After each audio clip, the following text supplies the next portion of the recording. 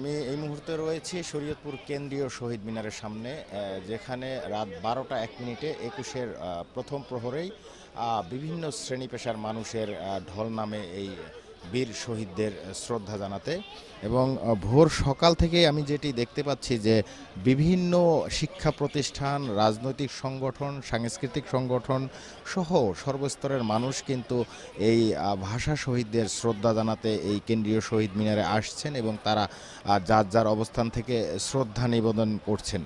তো এর আগে রাত 12টা 1 মিনিটে 21-এর প্রথম প্রহরে এখানে শহীদদের প্রতি শ্রদ্ধা জানাতে এসেছিলেন শরীয়তপুর 1 আসন এবং শরীয়তপুর 2 আসনের সংসদ সদস্য সাঈদ আহমেদ আসলাম এবং শফিকুর রহমান কিরণ। শহীদদের গভীর শ্রদ্ধার সাথে স্মরণ করছি। সাথে সাথে জাতি আজকে একটি সুন্দর 24-এর পরে 71-এর পরে একটা সুন্দর স্বাধীন বাংলাদেশ পেয়েছে। এই দেশটা আমরা সকলে মিলে করব, বিশেষ করে শরীয়তপুরটা আমরা সকলে মিলে করব।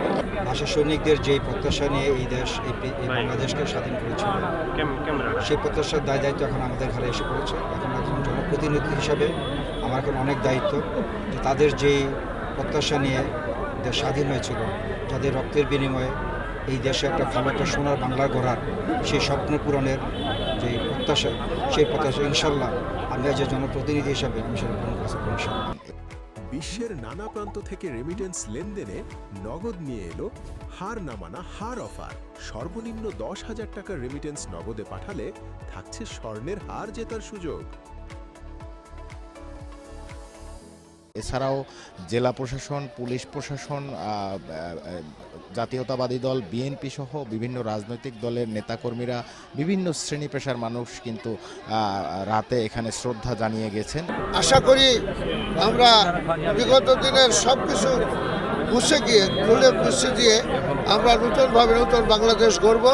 সকাল থেকে শিক্ষা প্রতিষ্ঠানের শিক্ষার্থীরা, বিভিন্ন সাংস্কৃতিক সংগঠন, বেসরকারি সংগঠন, বিভিন্ন স্তরের মানুষ কিন্তু এখানে আসছেন শ্রদ্ধা জানানোর জন্য। যে 1952 সালের এই দিনে মাতৃভাষা বাংলার মর্যাদা রক্ষায় জীবন উৎসর্গ করেছিলেন সালাম, বরকত, রফিক, জব্বার সহ নাম না জানা অনেক বীর সন্তান। তাদের সেই আত্মত্যাগের স্বীকৃতি হিসেবে 1999 সালে ইউনেস্কো কিন্তু দিনটিকে আন্তর্জাতিক মাতৃভাষা দিবস ঘোষণা করে।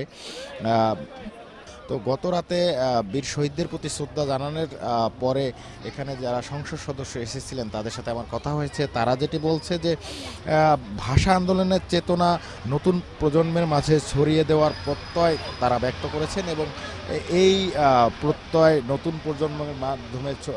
প্রজন্মের মাঝে ছড়িয়ে দেওয়ার মাধ্যমে তারা কিন্তু আগামীর বাংলাদেশ গড়বেন, নতুন বাংলাদেশ গড়বেন, এমনটাই তারা প্রত্যাশা করছেন।